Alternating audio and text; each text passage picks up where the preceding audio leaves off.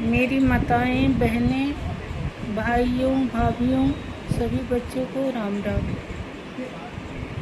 जीवन की परिस्थिति जब हमारी प्रतिकूल होती है तब हमारा दिल दिमाग सब कुछ विचलित हो जाता है।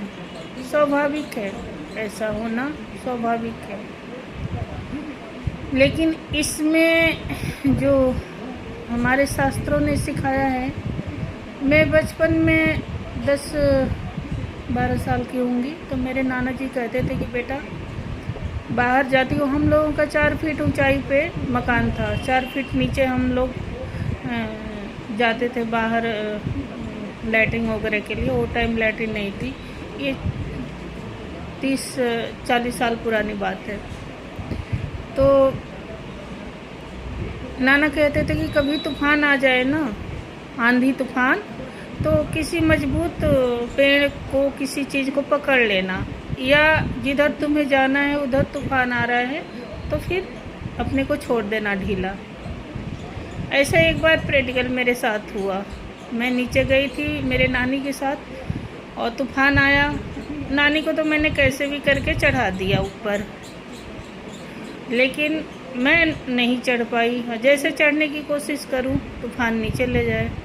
अब कोल्हू था, कोल्हू जो जिसमें गन्ने की पेराई होती थी, पहले पत्थर के कोल्हू हुआ करते थे, आप लोग कभी देखे होंगे, वही था।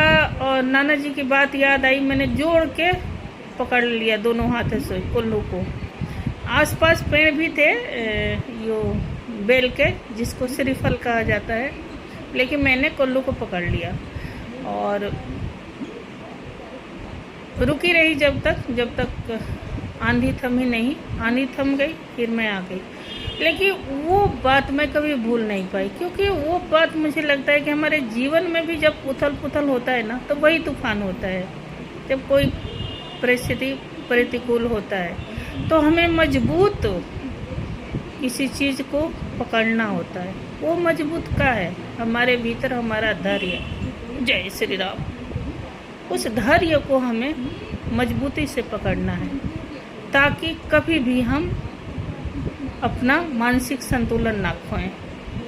कई बार परिस्थिति ऐसी होती है कि मानसिक संतुलन बिगड़ जाता है। अचानक देखो, मेरा 50 साल उम्र हो गया और मेरा अचानक चक्कर आया। अस्पताल से आते हुए अस्पताल के सामने मैं गिर गई और मेरा ये लेफ्ट हैंड मेरे शरीर के नीचे आ गया। आते ही हड्डी फ्रैक्चर हो गई। अब मेरा इसका हालत देख के मेरा दिमाग वाकई में वैसे हो गया था, विचलित, जो नहीं होना चाहिए। लेकिन हाँ, धीरे धीरे मैंने उसको फिर नॉर्मल किया। प्लास्टर चढ़ा, प्लास्टर उतरा। अभी फिजियोथेरेपी हो रही है हाथ के, हल्का सा दिखाई आपको दे रहा होगा, टेढ़ापन, सोलिंग हल्का सा।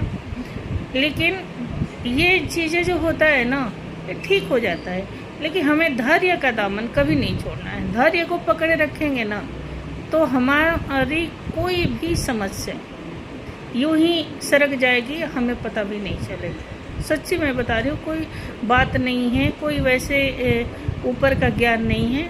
मेरे जीवन का अपना अनुभव ही मैं आप लोगों से शेयर कर रही हूँ। जय श्री राम। सभी को भगवान सद्बुद्धि, सद्मार्ग देना।